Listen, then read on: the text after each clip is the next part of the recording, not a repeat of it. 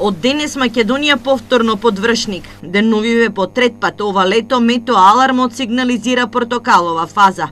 Температурите ќе надминат над 40 степен, а УВ индексот ќе биде многу висок, со вредност 9. Според прогнозираните температури, денес источниот дел од државата ќе биде во жолта, а од утре и во наредните 2 дена ќе бидеме во портокалова зона.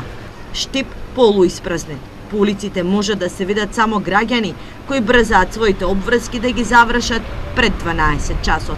Па кога немам потреба дома, на ладно и така. Сега поддебела сенка? Сега имам малку време некоја да помине, што треба да одам и тоа е пат од дома. Нема што да се прави на Жешко. Немам проблеми, ама проблем е ко на сонцето. На Жешко. И како се разладувате на во овие летни горештини? Нема подценка се. Клима дома? Има. Секоја година за 2 до 3 степена температурата глобално пораст. Во овие летни горештини најголемо внимание треба да се обрати на рехидратација на организмот, посочуваат лекарите.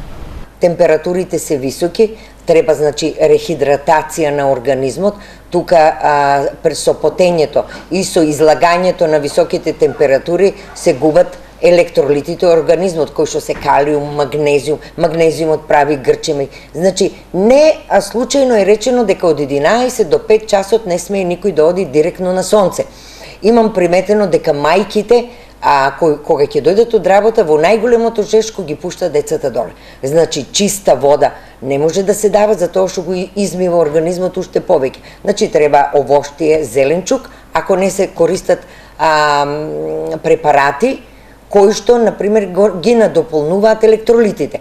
Вистински пекол се очекува викендов, посебно во недела, кога максималната температура ќе се искачи над 42 степен.